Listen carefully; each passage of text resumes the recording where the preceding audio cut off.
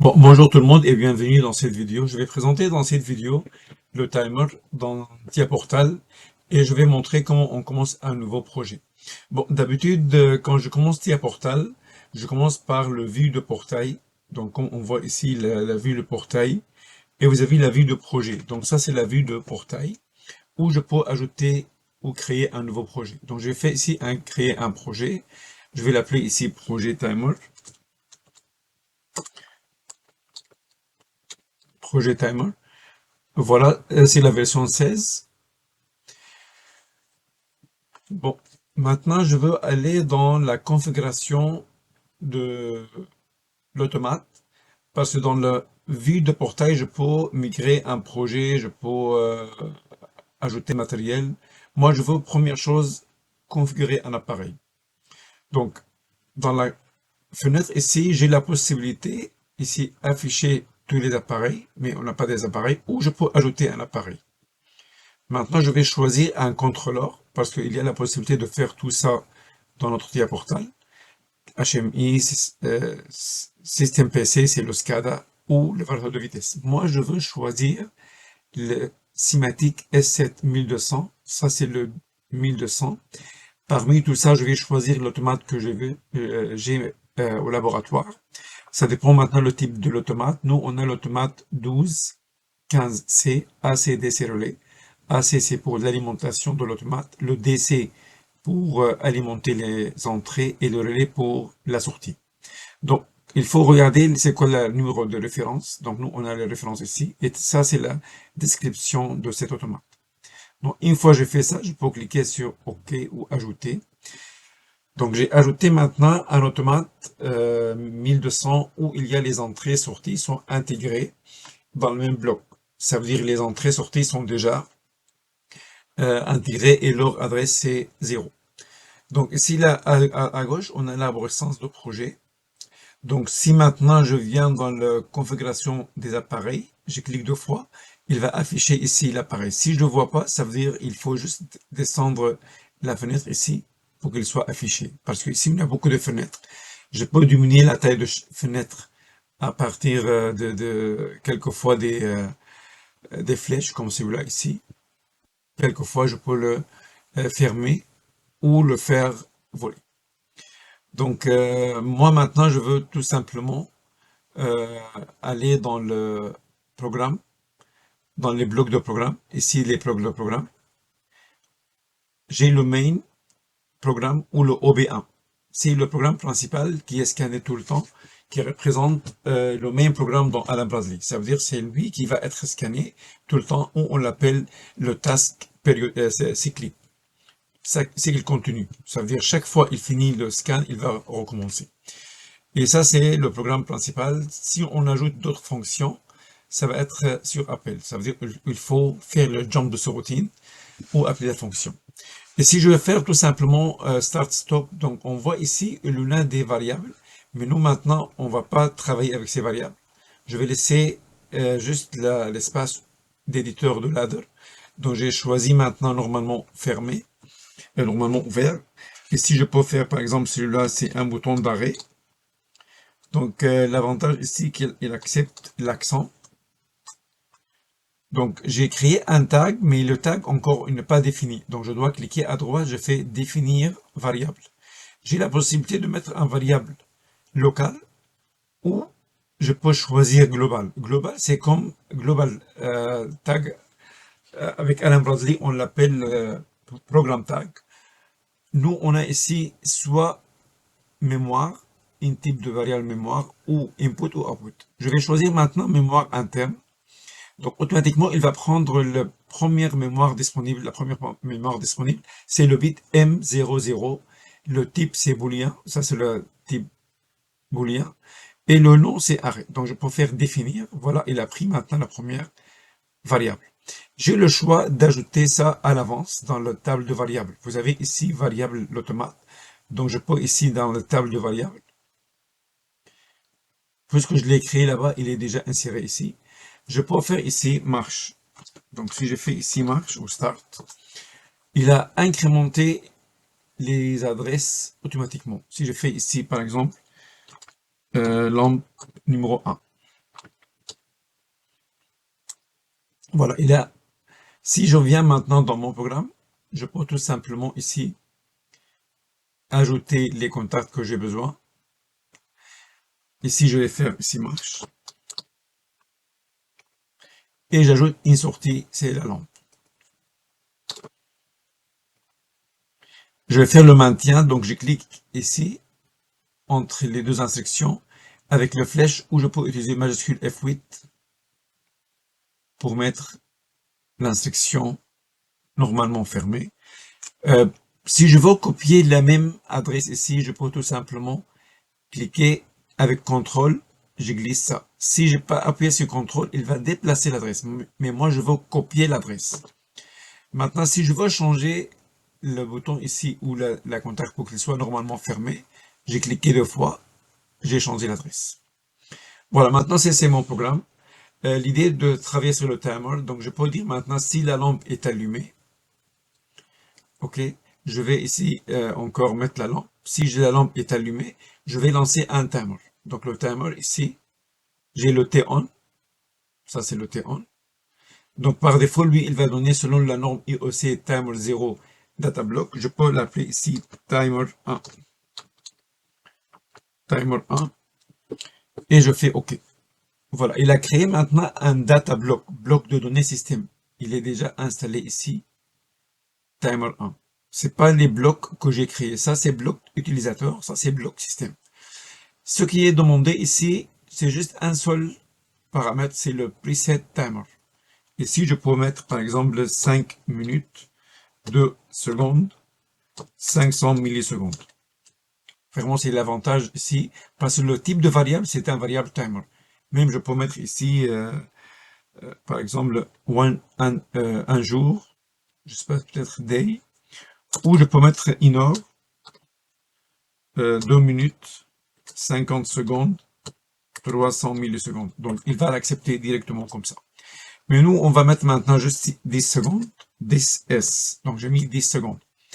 Les autres paramètres ne sont pas obligatoires. Le input, c'est comme le enable avec un Bradley. Le Q, c'est comme le done. Donc, le Q, c'est le done. Je peux mettre ici le Q, c'est comme après le temps 10 secondes, il y a une lampe qui va allumer. Celui-là, par exemple, ici, je vais démarrer le moteur. Le moteur, par exemple, le moteur. Je vais définir maintenant le moteur. Je clique à droite, définir variable. Ici, je peux dire le variable local. Si je veux qu'il soit output physique, donc je peux dire ici output physique, comme ça, il va prendre le Q00 pour démarrer le moteur. Ou bien je peux le mettre comme mémoire interne. Voilà, une fois j'ai terminé mon programme, je peux le télécharger. Donc, pour télécharger ça dans le simulateur, j'ai cliqué sur le PLC. C'est pas sur le programme, c'est le PLC ici, PLC 1. Et je peux tout simplement démarrer ici la simulation. Il a dit maintenant, si il démarre la simulation, toutes les autres connexions avec le vrai automate, ils vont s'arrêter. C'est normal parce qu'il ne faut pas communiquer avec deux automates réels et automates virtuels. On a démarré le simulateur. Après, on fait charger. J'ai chargé maintenant le programme. Il a dit maintenant, après le démarrage, qu'est-ce qu'on va faire? Soit je dis barre d'action ou je peux démarrer. Démarrer, ça veut dire le mode en mode run. Avant de terminer, actuellement, il est en mode stop. On voit ici la couleur verte. Si je fais terminer, il va passer en couleur verte et il est en mode run.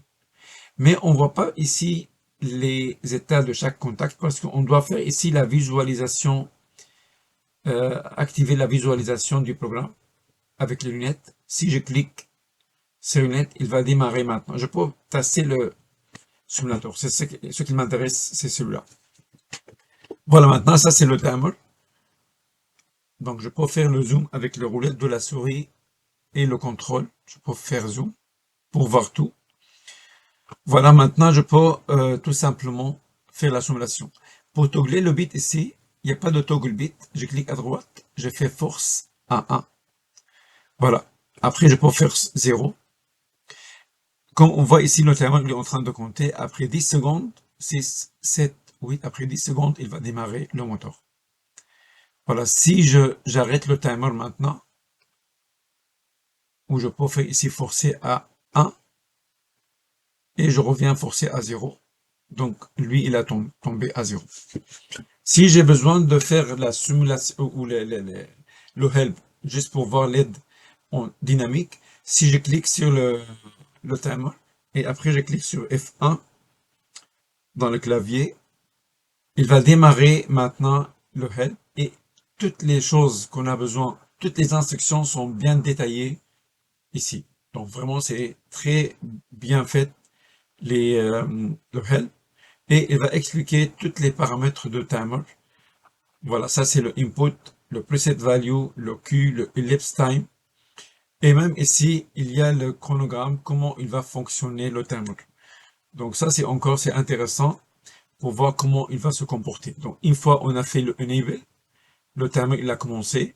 Une fois il a compté pendant le preset timer, il va donner le done. Donc ça c'est le Q. Il y a d'autres possibilités encore de voir ici le Q. Je peux utiliser la sortie de timer directement. Je ne suis pas obligé de mettre ici le moteur. Je peux mettre ici, je peux dire si j'ai à la place de mettre le moteur ici, j'ai effacé. Je peux mettre ici le timer. Parmi le timer, ici j'ai le input ou la sortie. Ça c'est le done. C'est la sortie de timer. Automatiquement, il va créer des bits internes pour la sortie de timer. Si le timer est done, je peux faire ici le moteur. Donc, soit je le mets ici, ou je peux utiliser maintenant la sortie n'importe où dans mon programme. Donc, une fois on a fait une petite modification, comme on voit dans les blocs de programme, il y a le couleur ici.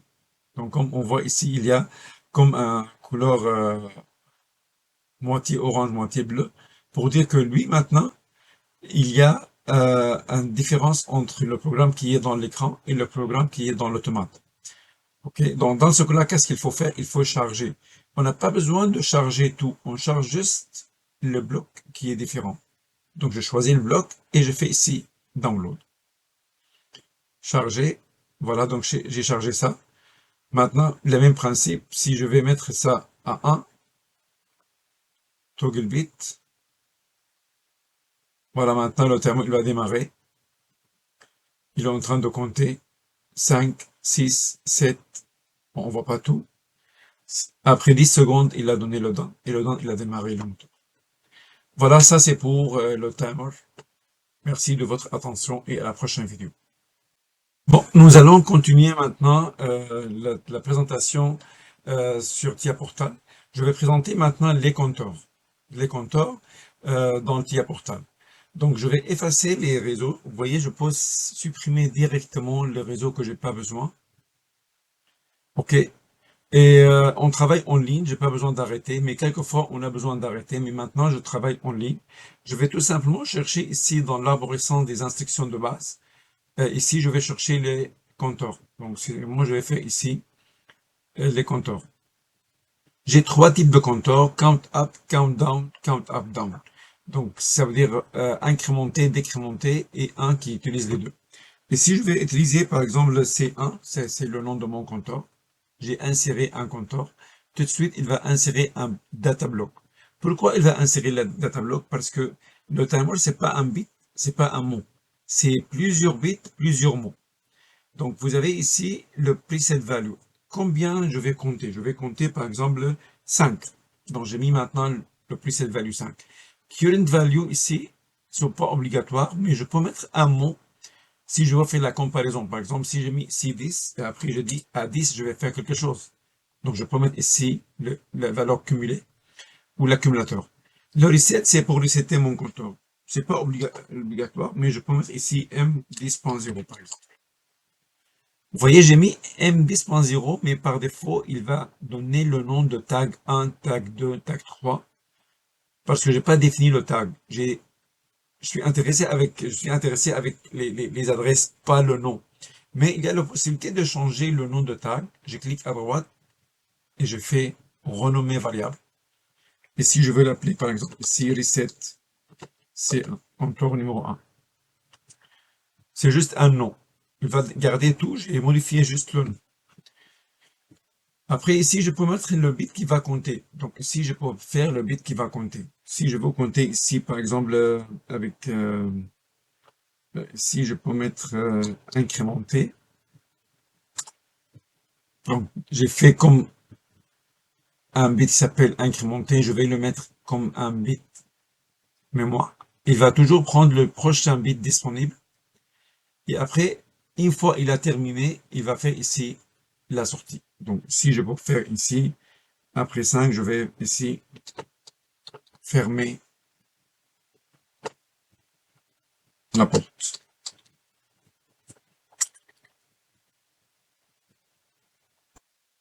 Je vais fermer la porte. Ça, c'est encore, je vais le définir comme une sortie. Donc, à la place de faire mémoire locale, je vais faire ici output. Il a pris la sortie. Voilà, ça, c'est le timbre.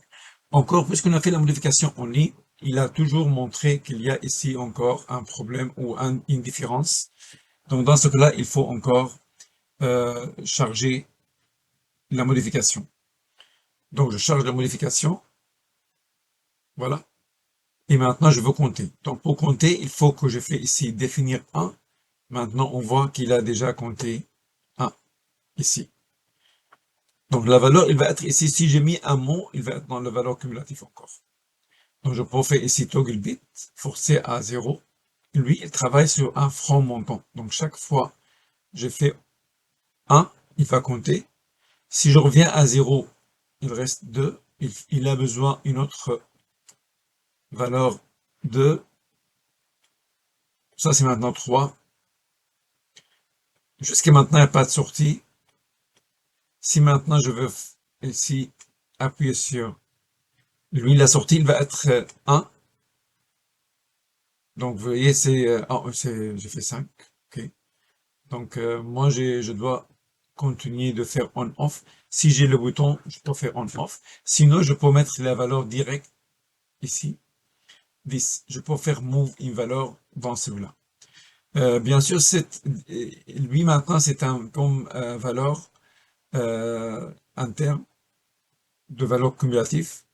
Mais moi, je veux juste continuer de faire on-off. À la place de chaque fois faire ça, je peux faire ici CTRL F3, F2. Donc, je peux faire ici.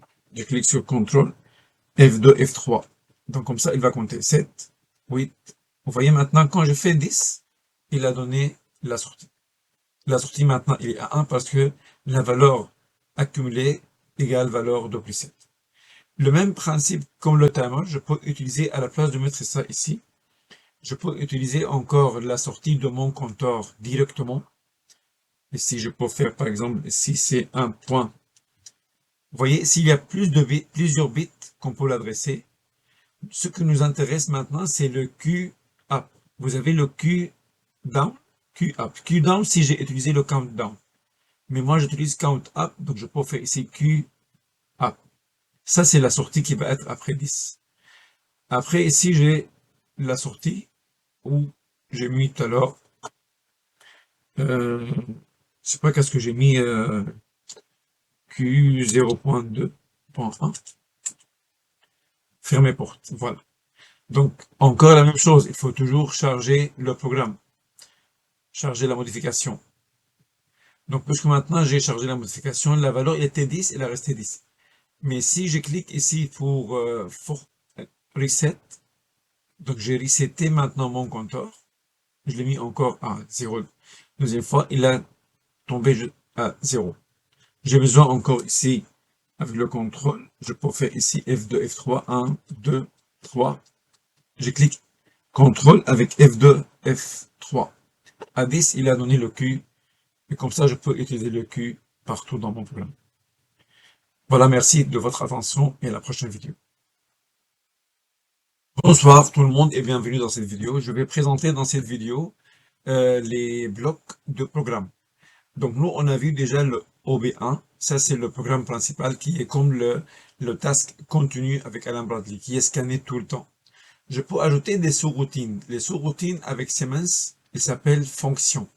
Donc si j'ajoute ici des nouveaux blocs, on a 4 types de blocs. Bloc d'organisation, bloc fonctionnel, fonction et le bloc de données.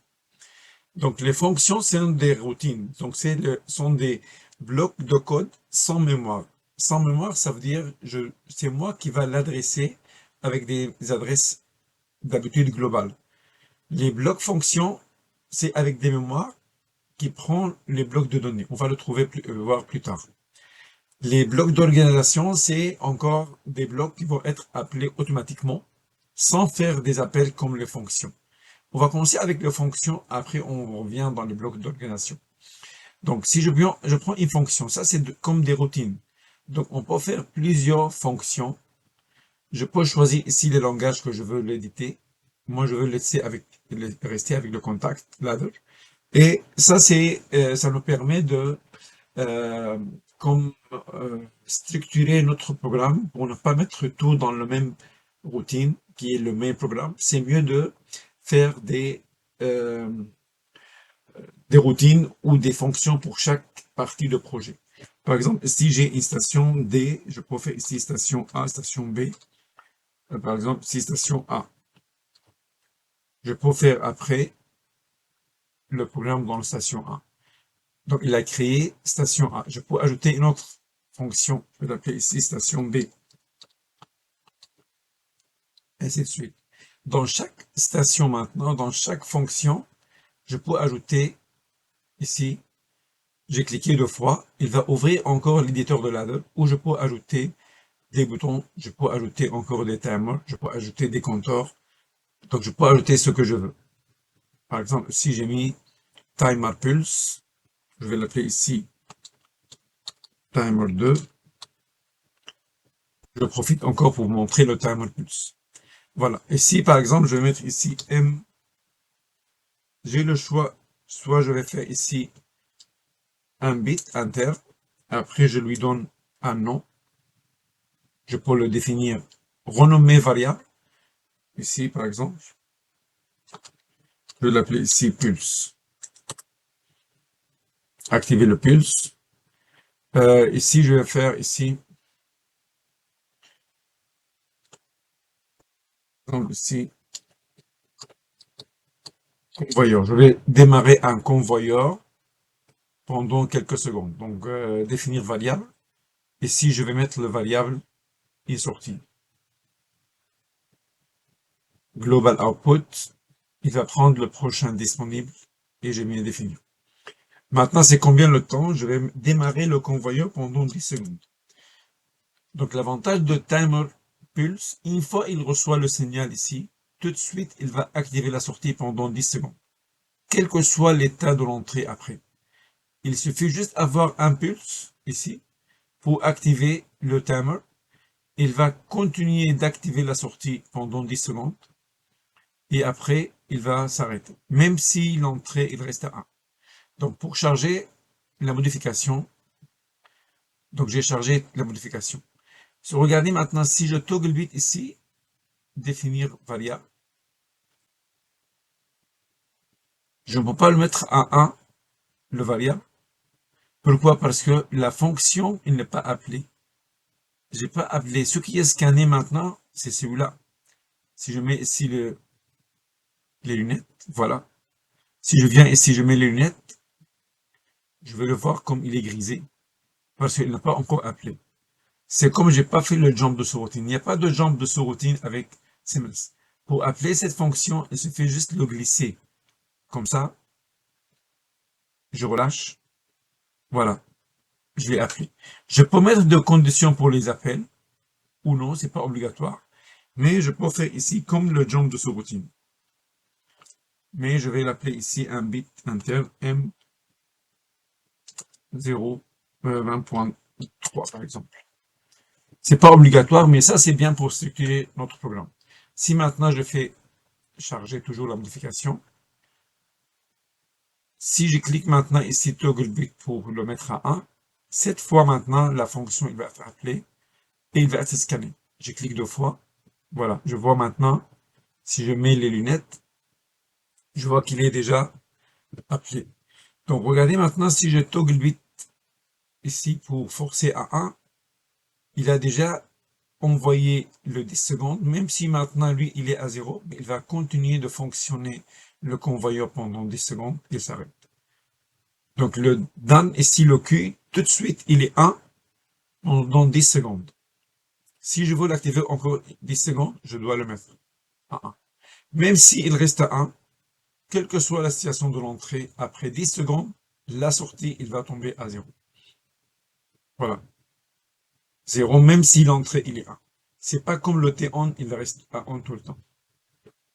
Voilà, donc les fonctions, c'est ça les principes de fonctions. Merci de votre attention et à la prochaine vidéo. Bonsoir tout le monde et bienvenue dans cette vidéo. Je vais présenter dans cette vidéo les fonctions et les blocs fonctionnels. On a déjà vu la fonction. On a dit une fonction, c'est un bloc de code qui exécute une tâche spécifique sans mémoriser l'information entre les appels. Ça veut dire les valeurs de variables. Les valeurs de variables locales ne sont pas sauvegardées d'un cycle de programme à l'autre. Par contre, les blocs fonctionnels, le bloc fonctionnel, c'est un bloc qui contient des mémoires. Les mémoires ils vont être stockées dans un instance de données data block. Cela permet de conserver les valeurs de variables entre les appels du bloc, ce qui est essentiel pour des tâches nécessitent une mémoire à long terme. Donc chaque function block, il a un data block d'instance. Donc on va prendre un exemple. Si je prends ici par exemple le function block, et si je vais voir, je vais l'appeler, on va prendre un exemple de réservoir par exemple. Donc, je vais l'appeler réservoir. Donc on voit ici le couleur, il est déjà bleu. Donc on va prendre l'exemple de celui-là. Donc comme on va ouvrir la valve pendant un certain temps, je vais mettre un timer pour le remplissage, un autre timer pour le chauffage et un autre timer pour le vidange. Donc je vais écrire la logique dans un bloc fonctionnel. Donc je peux commencer par, comme on a fait avant, start-stop avec le maintien. Donc je peux faire start-stop avec maintien. Maintenant ici pour commencer, je peux faire ici marche. Mais maintenant le marche, je vais le définir variable à la place qu'il soit mémoire interne, je vais le laisser comme mémoire locale, mais c'est un input. Je vais l'appeler ici local input.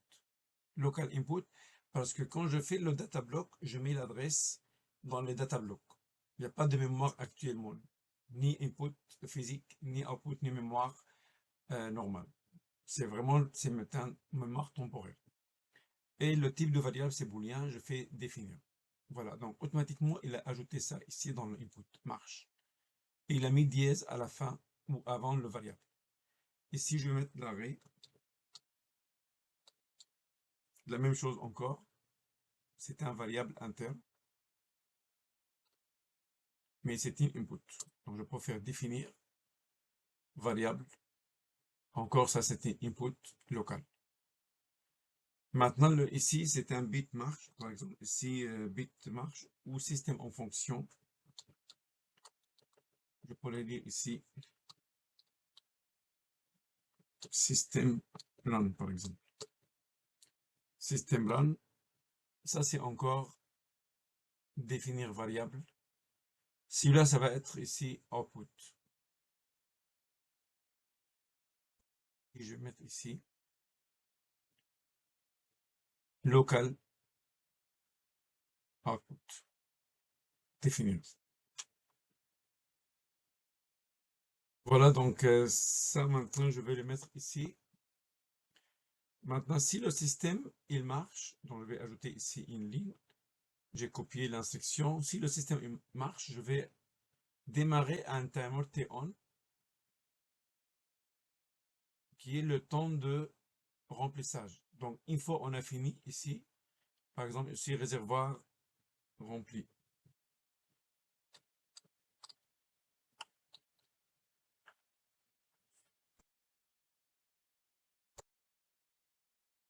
Réservoir rempli. Ici, par exemple, ça prend 10 secondes. Je vais définir celui-là encore. Ça, c'était encore output. Donc, je vais mettre ici output, local output, définir.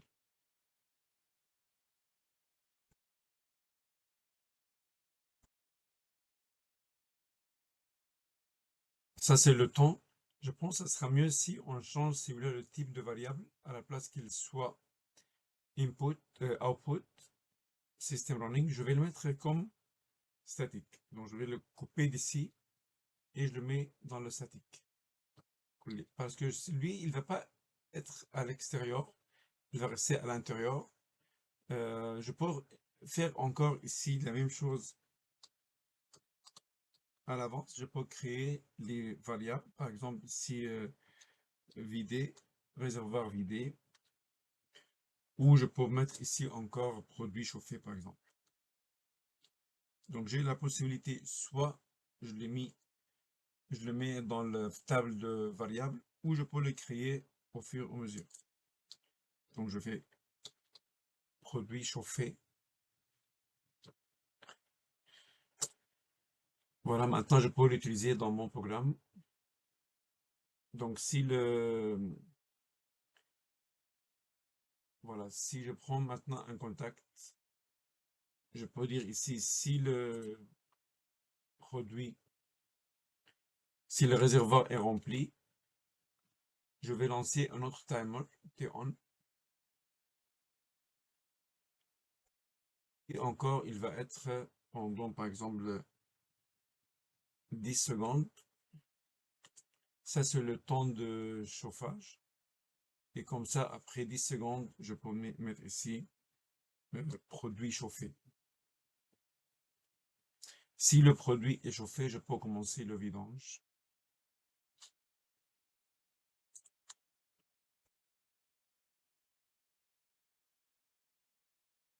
Vous voyez, je prends l'adresse. Si je dois faire contrôle pour qu'il fonctionne. Si j'ai pas mis contrôle, donc il va pas copier l'adresse. Il va le euh,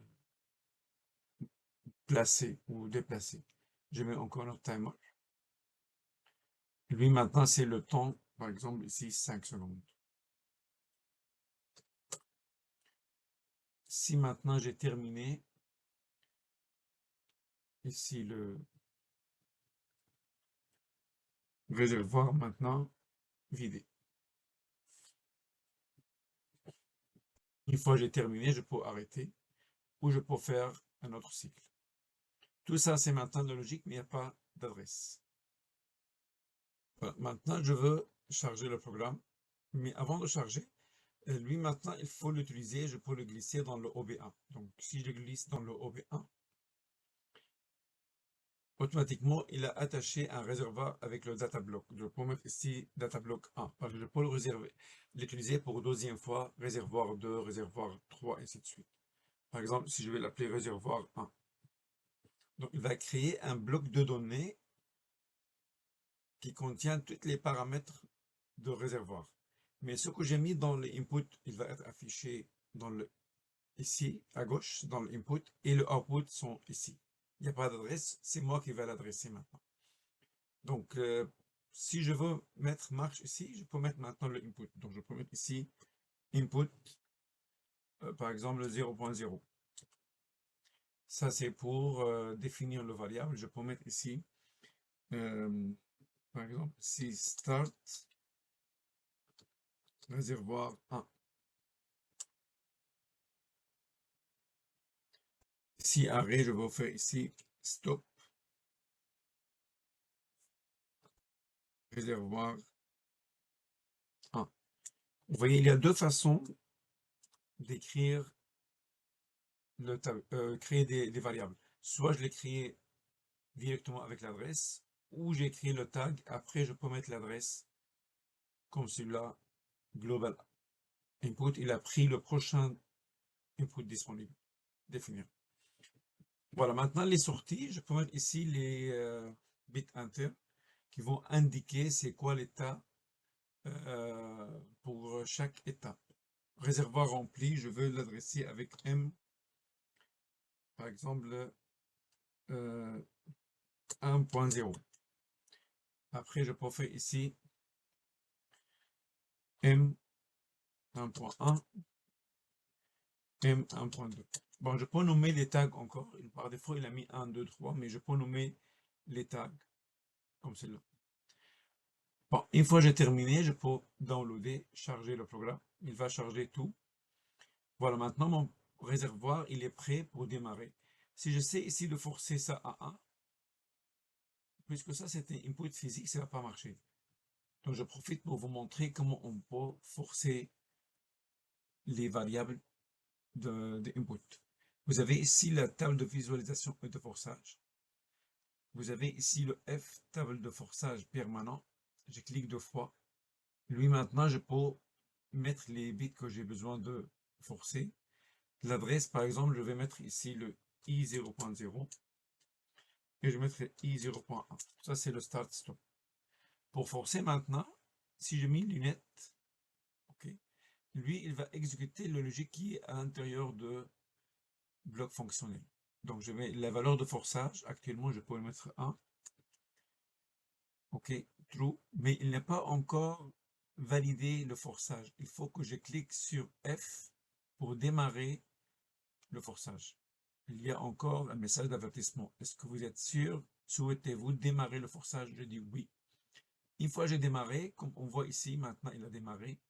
Après 10 secondes, il va afficher ici réservoir rempli. Parce que le timer il a commencé à fonctionner. Voilà, il est 1. 10 secondes après, il va commencer à afficher ça dans le réservoir vidé, indicateur. Et après 5 secondes, il va mettre ici, lui, qu'il est 1. Donc, peut-être j'ai pas mis, j'ai vu comme le produit chauffé, il était avant. Produit chauffé avant de le vider parce que j'ai dans les sorties, j'ai mis le vidé avant chauffer dans le output. Donc, si je retourne dans les, le bloc, je vais retourner dans le bloc, function block.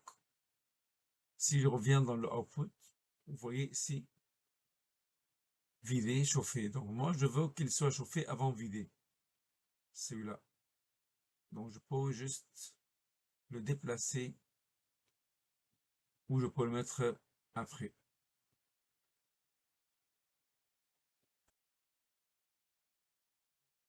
Si réservoir vidé, avant de le chauffer, moi, je veux qu'il soit remplacé.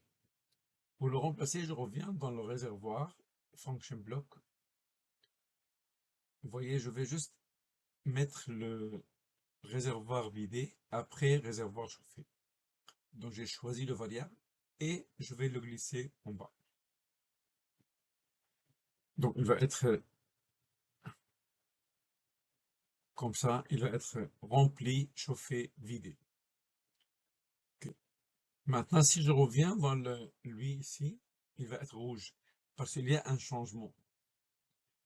Ça, c'est avant. Moi, je l'ai changé à vider après le chauffer. Donc, il faut actualiser. Donc, il faut juste cliquer à droite. Je fais actualiser le function block. Quand je fais actualiser, il va me montrer l'état avant et après. Donc, l'ancien maintenant, c'est l'interface, il est comme ça. Après, il va être comme ça. Rempli, chauffé, vidé. Je fais OK. Voilà, maintenant, tout est correct. Quand j'ai fait download maintenant, il faut réinitialiser les valeurs qui sont dans des blocs. Puisque maintenant, lui, il est 1 déjà. Il est toujours forcé, donc il va rester 1. Si maintenant je veux arrêter, je dois mettre celui-là à 1 et lui, je le mets à 0. Encore, j'active le forçage. Une fois que j'active le forçage, il va arrêter. Donc, le système est arrêté. L'avantage, maintenant, je peux utiliser le variable ou le function block encore une autre fois dans mon programme. Donc, je peux tout simplement venir dans soit une fonction ou dans le mail. Je peux glisser la même chose ici, le réservoir. Maintenant, il va proposer un autre nom. Je peux faire réservoir 2. Donc la même logique, mais il va être exécuté maintenant avec une autre entrée-sortie. Donc je peux mettre ici I, par exemple 0.2 maintenant. I 0.3. La même chose ici, je peux mettre M 30.0. M 30.1 et M 30.2. Vous voyez, je peux utiliser les mêmes logiques plusieurs fois et chaque logique de function block, il a déjà un instance de données qui est le data block. Bon, maintenant, comment je peux encore utiliser les blocs de données? Comme on l'a dit, il y a des mémoires là-dedans. Parce que le function block maintenant, réservoir 1, réservoir 2, il y a des blocs de données où il y a les variables qui sont là. Je peux l'utiliser dans mon programme. Par exemple, je dis ici, je peux aller dans, je dis si la fonction, si le réservoir 1, il est vidé, et le réservoir 2, il est vidé, je peux faire allumer une alarme ou une lampe. Donc, je vais mettre ici deux contacts. Je peux mettre ici réservoir 1. Il va me donner tous les paramètres. Je peux mettre ici si il est vidé. Encore ici, le réservoir 2, il est vidé. Donc, la mémoire, c'est une structure maintenant. Bloc de données, c'est une structure qui contient des mots et des bits. Actuellement, c'est bits, mais ça peut être plusieurs bits, plusieurs mots. Encore, c'est vidé. Si les deux réservoirs sont vidés, je vais ici faire, par exemple, ici, finaliser travail. C'est le travail. Encore, je peux faire ici créer, définir un variable. Je vais le mettre dans mémoire, définir. Voilà. Donc, ça, c'est maintenant. Les mémoires sont utilisables. Et maintenant, même si je coupe l'alimentation sur l'automate, toutes les états 1 ou 0, ils vont être gardés. Par contre, si j'ai utilisé des fonctions normales, les mémoires ils vont être effacées. Vous pouvez maintenant tester peut-être ça en faisant des forçages sur les input-output et je peux arrêter le système et le redémarrer. Il va toujours garder les mémoires 1 ou 0. Donc encore ici pour le table de forçage, je peux maintenant forcer les bits. Donc si j'ajoute 2 bits encore, ça c'est maintenant, je peux l'appeler start bouton réservoir 2, stop réservoir 1. Donc je peux mettre ici 1. Ça c'est la valeur de forçage. Encore ici je mets 1. Ici je mets 0. Donc si maintenant je fais le forçage, les deux ils vont fonctionner en même temps. Donc si je regarde maintenant, les deux ils vont fonctionner en même temps. Donc vous avez ici 10 secondes après, il y a réservoir rempli. Voilà, il est 1. La même chose pour lui. 10 secondes après, réservoir chauffé, produit chauffé.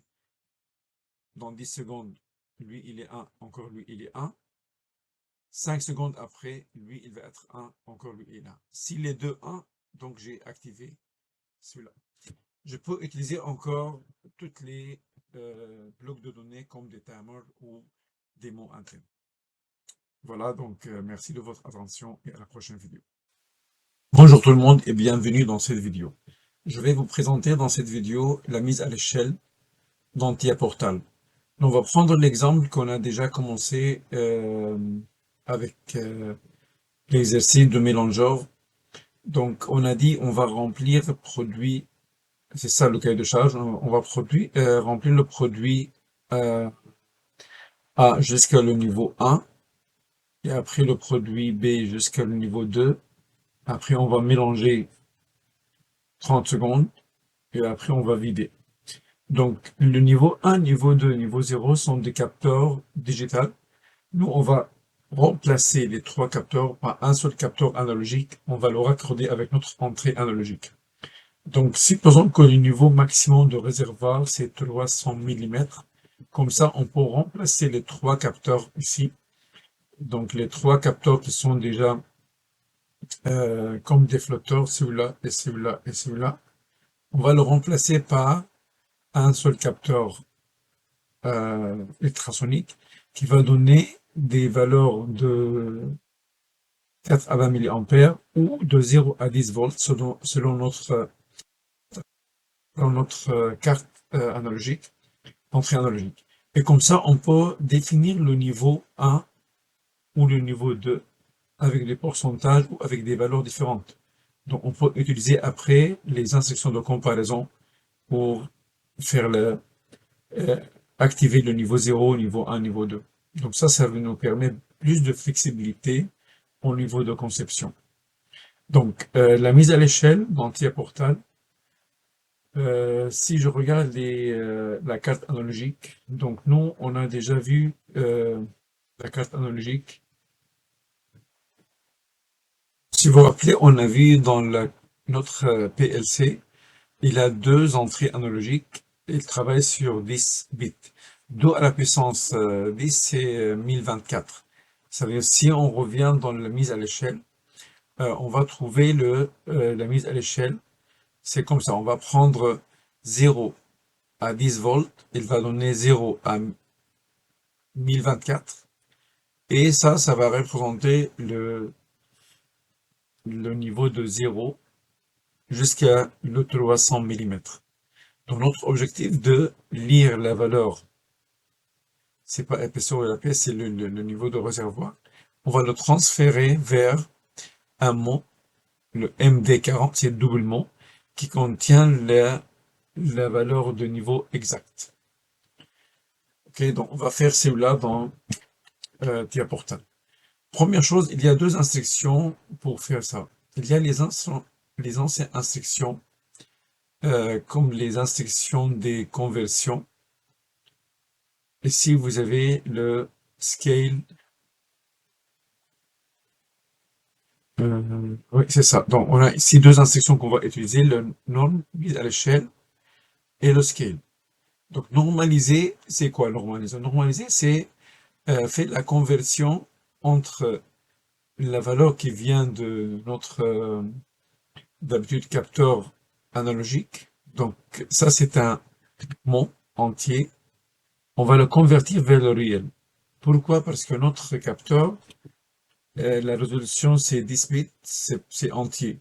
C'est pas vraiment une valeur des, et c'est une valeur de 0 à 32 767.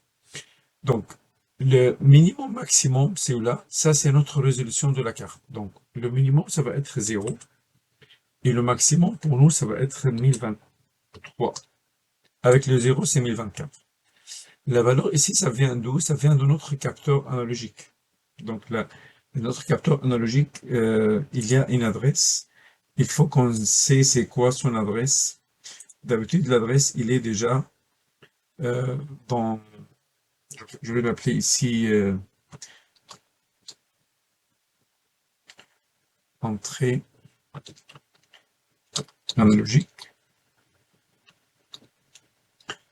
Voilà, entrée analogique. Donc lui, maintenant, pour définir son adresse, il faut savoir c'est quoi son adresse input, c'est quoi l'adresse de input.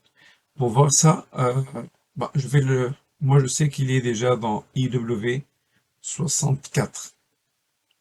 Comment je peux savoir ça? Dans la configuration matérielle, je clique deux fois sur le CPU et en bas ici, il y en a les adresses. Donc vous avez ici quelque part les adresses.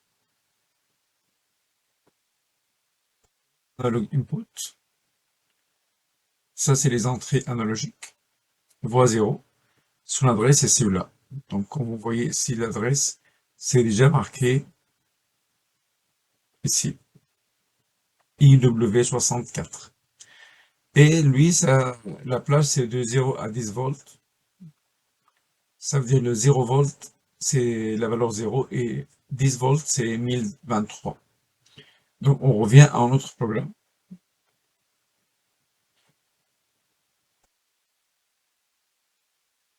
J'ai mis ça maintenant ici, la valeur. C'est quoi la sortie? La sortie, je peux mettre ici juste une valeur de temporaire. Donc, c'est un mot. temporaire, tempo, je peux le mettre dans un mot. Et d'habitude, le mot, il faut qu'il soit réel. Donc, je peux faire ici, définir, variable. Je mets des mémoires internes. Et lui, automatiquement, il a mis MD0. Il a pris un mot qui s'appelle MD0. Définir. Voilà, ça c'est là. Je vais prendre le mot maintenant réel. Donc ça, c'est juste une conversion entre les systèmes ou le type de variable entier vers le réel. Maintenant, je vais prendre la deuxième, c'est la mise à l'échelle, c'est le scale. Le scale, maintenant le minimum et le maximum. Ça, c'est maintenant le minimum maximum pour moi, c'est 0 à 300. Donc, je peux prendre ici le minimum, c'est 0. Puisque c'est réel, il faut que j'ai mis 0.0. Et le maximum, c'est 300.0. Ok, il a dit ici définir le type de variable. Je mets réel. Je peux mettre ici encore réel. Donc, le tempo, c'est celui-là. Ça, c'est notre entrée. On a converti la valeur entière vers la valeur sur doublement. Et je viens ici, ça, c'est le output. Le output, ça va être stocké pour nous. Par exemple, j'ai pris un mot, il s'appelle MD40. Mais je peux prendre n'importe quel mot à partir de MD3. Parce que le 0, il a pris 0, 1, 2, 3. Donc, le prochain décimal, ça va être le 4, comme on a vu ça dans l'atelier. Ici, je peux mettre MD, par exemple, 4. Ça, c'est correct. MD4, c'est correct. Et si je veux l'appeler définir variable, je vais l'appeler maintenant ici le niveau. Ça, c'est il contient le niveau exact entre 0 et 300 mm. Donc, la valeur ici, il faut qu'elle soit entre 0 à 300 mm. Voilà, donc c'est fini. Je peux maintenant faire charger le programme. Donc, quand je vais charger, bien sûr, il va charger toutes les valeurs. Si je mets maintenant les lunettes, activons le niveau 0. Si je mets une valeur ici, je peux mettre une valeur, par exemple, 500. OK? 500. Comme c'est une entrée physique, je ne peux pas le forcer comme ça. Même si j'écris ici une valeur, il ne va pas marcher. Pourquoi? Parce que c'est une entrée physique. Il faut que je le force. Toujours, il faut le forcer ou je peux le mettre dans un potentiomètre. Donc, je vais rentrer dans la table de visualisation et forçage. Et si je veux forcer des valeurs, donc je peux forcer les valeurs IW64. Lui, maintenant, c'est la valeur de forçage. Si j'ai mis maintenant 500, ça, c'est la nouvelle valeur.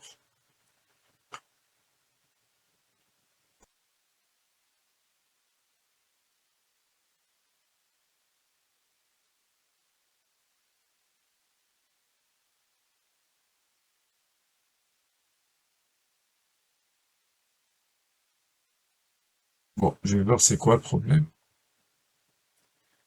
Faut arrêter le forçage d'abord, tous les forçages, pour enlever les bits qui sont déjà forcés. Et maintenant, je vais forcer cette valeur. Tout à l'heure, il y avait des bits forcés, je les laissais forcer. Il faut enlever le forçage avant de commencer une nouvelle forçage. Donc maintenant, la nouvelle valeur, c'est 500. Si je clique ici, voilà. Donc, valeur de forçage, valeur visualisée. De visualisation, la pris. Voilà, donc ça c'est maintenant la valeur de forcé. Et la valeur actuelle, c'est 146 et 62, 76. Vous voyez, il y a 4 chiffres après le virgule, la précision. C'est très précis. Si j'écris maintenant le maximum, 1023, je force la valeur, il faut qu'il donne 300. Donc 1300, j'ai rentré cette valeur, il a pris ici 300. Et ça correspond, sur notre cas, 1024, c'est 300. Maintenant, si la carte, il était comme les cartes analogiques au laboratoire, ça donne 27 648, c'est comme celui-là, 27 648, et ça donne l'épaisseur exacte. Donc, le déplacement de capteur, il va donner une valeur de 0 à 10 volts, et selon le déplacement, on peut mesurer l'épaisseur de la pièce. Donc, en général, c'est ça la mise à l'échelle. Pour chaque valeur qui est ici, on a une valeur ici. Une fois on a les valeurs de niveau, je peux maintenant utiliser les instructions de comparaison. Je peux dire, par exemple, ici, les instructions de comparaison. Vous avez ici toutes les instructions. Soit je peux le chercher ici, supérieur égal, inférieur égal, toutes les instructions sont là. Ou bien je peux tout simplement aller dans l'instruction de comparaison et je peux dire si la valeur il est supérieure. Là, je vais comparer le niveau. Si maintenant le niveau il est supérieur à 100, ça veut dire j'ai le capteur numéro 1.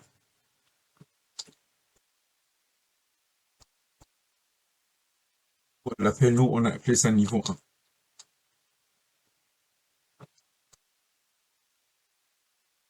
Voilà, ça c'est le niveau 1. Et je peux encore définir le variable mémoire interne. Définir. Donc j'ai défini de valeur 1. Ça correspond soit dans notre système, si la valeur est supérieure à 100, ça veut dire que le niveau 1 il est atteint. Voilà, le niveau 1 il va être actif si j'ai le niveau 1 égale 100 mm. Le niveau 2 c'est 250. Donc c'est la même chose, je peux copier ça, copier-coller. Donc j'ai besoin ici 250. À partir de ça, maintenant, je peux faire ça à partir de l'interface. Je mets un mot et je peux mettre ici le niveau 2, niveau 3, ainsi de suite. Donc c'est très intéressant de travailler avec les, euh, les valeurs à la place de travailler avec des mots avec les valeurs. La même chose ici, je peux mettre copy-paste. Donc j'ai ici le niveau 0. Niveau 0, s'il est égal à 0. S'il est égal à 1. C'est comme presque vide. Le réservoir presque vide.